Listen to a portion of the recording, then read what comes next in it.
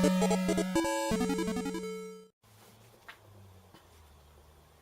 guys, welcome back. Okay, so here we go. This is my second Super Famicom collection pickup video. So I've got 6 new games to show you, all really great titles, and I have another 6 on the way in the post. They should be here soon, hopefully next couple of days, probably next week at the latest. So when they come in, I'll do a video for those as well, of course. And yeah, other than that, I mean, the games are going to slow down a little bit. I'm not just going to go crazy. Christmas is coming up as well, so I can't go too mad, but I probably will pick a few up, you never know. Anyway, first one up today is the classic Street Fighter 2 World Warrior. Everyone knows what Street Fighter is, don't really need to say too much about it, do I? It's just a fantastic title. You know, for a certain generation, this game is just super iconic, and yeah, brings back so many good memories. It's just a quality title. Definitely got the worst artwork of the 4 for me personally in Japan. I think the artwork's crap. The American and PAL releases are much better one. The Western release has got a much better artwork, better cover on the original Street Fighter 2. But of course the Japanese came back fighting with Turbo and they annihilated everybody because that cover is one of the best covers on any game ever. It's just epic. So yeah, so Street Fighter 2, yeah, really, really good. I was playing it yesterday. I only play Turbo normally. I don't usually play this one. And you go back to this and you realise what they actually added to Turbo and how much better it is. You know, the fact that on this one you can't, when you're on the map, you don't get the announcer telling you the country, which really bugged me because I love listening to that. To me, it's one of the most iconic things about Street Fighter 2. So not having that is just really weird. And also, I keep trying to do a mid-air hurricane with Ryu, and you can't do it on this one. You can only do it on Turbo and onwards, and that's just kind of weird not being able to do that. But yeah, other than that, really good. Looks great as well. Plays really well. Still quite smooth, even though it hasn't got the turbo, obviously. But no, spot on. Okay, next one. You're going to have this, ain't you, really? It's a classic. I think the case is a little bent. There we go. So, Super Donkey Kong, or as we all know it, Donkey Kong Country. I ain't got to say anything really. I mean, this is the classic.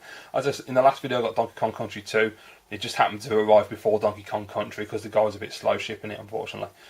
But yeah, brilliant game. I was playing it yesterday.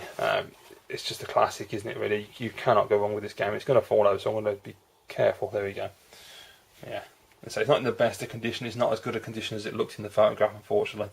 But it's fine. I mean, it's not. I'm not going to be anal about this. It isn't super minty or anything, and it isn't really born. It's just sort of in the between, and I'm quite happy with it. It's fine by me. But yeah, brilliant game. I mean, there isn't much I can say about it. It's just a classic. Okay, next 2 I got from the same seller. This one's in really nice shape. This is Mickey's Magical Quest, or Magical Quest Star Mickey Mouse, remember rightly. Or I believe in Japan it's called the Magical Adventure. Brilliant, really nice platform. I mean, obviously this is Nintendo's, well, Capcom and Nintendo's answer to what the Mega Drive had, which was Castle of Illusion. I've always maintained that Castle of Illusion is a better game. It definitely is. It's just an absolute stunner. But this game is really, really fun in its own right, and it's got really gorgeous graphics, and you get to try different outfits, as you can see there. So you get like fireman outfit, you get like a genie wizardy type outfit he's got there. I can't think of the correct term. But yeah, really fun game. I've never managed to complete this one, so I really need to sit down and do that. I'm trying at the moment to just, instead of dabbling, just work through each game one at a time. I mean, I'm currently playing Mario World, so I want to clock that again. I've done it before on the US one, so I want to do it on the Japanese version, and then I'll move on to another game. But this is one I really want to try and beat because I really enjoy this game a lot. It's a lovely game, and it's just, yeah, I just love that. As I've said many a time before, I love the fact that with the 16-bit era, you can have different games on 2 consoles. You can have Castle of Illusion on the Mega Drive, you can have Magical Quest on the SNES. You know, you get 2 totally different experiences with the same character. And I love that about it. It's fantastic. Really, really fun game. So there you go. So that's Magical Quest, and there's the side as well. So that's what I like with the Famicom games as well. The little screenshot. I do like that. It looks really nice when they're all lined up next to each other. Okay, along with Magical Quest from that same seller, I also got this one, which unfortunately isn't as good as I thought it was condition-wise. I thought it was in better condition with the photograph. But, you know, it isn't battered, so I can live with it. It is an amazing game called Super R-Type. I'm sure everybody knows this one as well. R-Type's a classic franchise.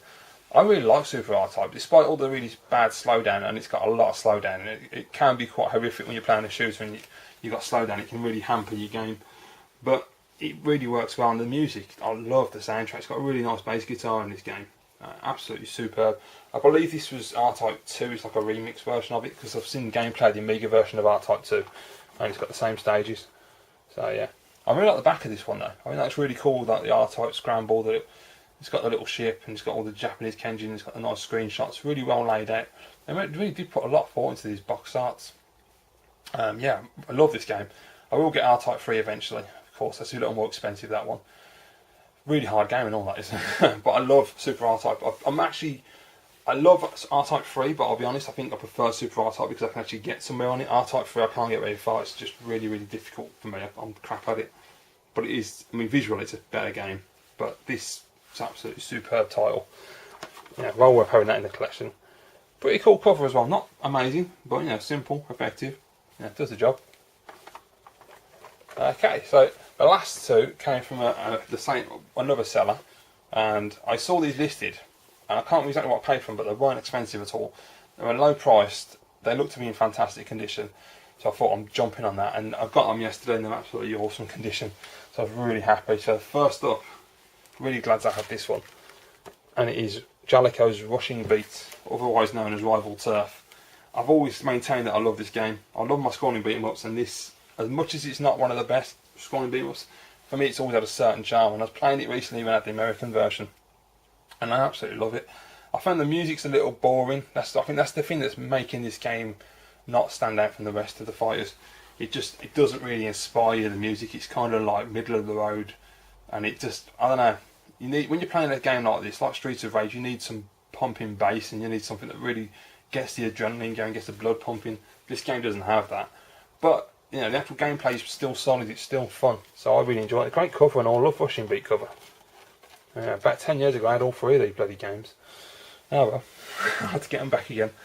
The back's not too bad, the screenshots were a little large I think, they could have probably made more use of those, but yeah, I mean overall the condition is absolutely superb, so I will be getting Rushing Beat Run, and also Shura, otherwise known as Ball Brothers and Peacekeepers. I'm never too sure now, because you keep seeing on the auctions it's Rushing Beat Run, and some people put it as Rushing Beat Ran, so I don't know if the translation's which one's correct, and it doesn't really matter. But yeah, look at that, great cover, great game, really glad to have it. I was really chuffed with the condition as well, because the price was excellent. I think only about 20 quid or something, it wasn't expensive, so I was really happy with that one. So the last game I picked up from that seller who sold me Rushing Beat was a really cool game. This one is one that was recommended by Champion 2D Rob a long time ago, and I never managed to own it on the American version because it doesn't come up that often in America on eBay, and when it does, it's a fair amount of cash for it. It's just I never found one in decent enough condition to buy. So when this came up for the Japanese market, and it was really cheap, I think this was about 15 quid or so, and it wasn't really expensive at all. I had to grab it, and I'm glad I did. It is Super Valis. Is he going to stand up? No, she's not going to stand up, is she? She's going to be come on. I'll just lean her against the back there. Yeah, the bottom's for some reason, I don't know why it's not bowed or anything, so I don't understand that. Anyway, Super Valis, yeah. As far as I know, this is Super Valis 4 in America. I played this yesterday to try it because I wanted to play it before I talked about it. Man, this game is awesome. I did not know what to expect. I've seen gameplays and I was like, it looks okay. And Rob said it wasn't like the greatest game in the world, but it was a good game and it was worth playing. Rob, you're absolutely bang on, mate. It's absolutely superb. I love it. It's basically an action platform. You run around with a big sword, hacking at the enemies, and you got this secondary weapons. I don't know what it's supposed to be. It's like balls of light that you can fire, and you can upgrade them as well, which is quite cool. But the most important thing, the music in this game is absolutely epic. I was so impressed with the tunes. And the music is just absolutely brilliant. I was blown away by the soundtrack in this game. And yeah, I don't know why it's not standing up. That's annoying. Oh well. And the boss battle, the first boss battle, when I got to that, the music is just intense, man. It's just absolutely awesome. Really colourful, bright graphics. It looks very Amiga-like in terms of the graphics and the colour palette, but really, really cool. The only thing I found was that a lot of the time you're running along, there don't seem to get that many enemies coming at you. You can have times where you're just running and there's no one coming at you, and I thought, a bit odd. But yeah, really cool. Really nice animation in the character as well when they're running, and you see that it's supposed to be like the wind flowing in the hair. Absolutely superb. So yeah, I'm really glad I picked this one up now. So thank you, Rob. Great recommendation, mate. I'm very impressed with that one. Yeah, I don't know why it's leaning forward. That's weird, that is. Oh well. Anyway, yes, a Super Valis. So there you go, guys. That's the next 6 games in my Super Famicom collection. I'm waiting for 6 more to arrive, so as soon as they arrive, I'll do another video and show you those as well. I hope you enjoyed this video, guys. If you did, please give it a thumbs up. And if you want to see more videos, just click on the old subscribe button. Thank you very much for watching, and I will see you all again soon.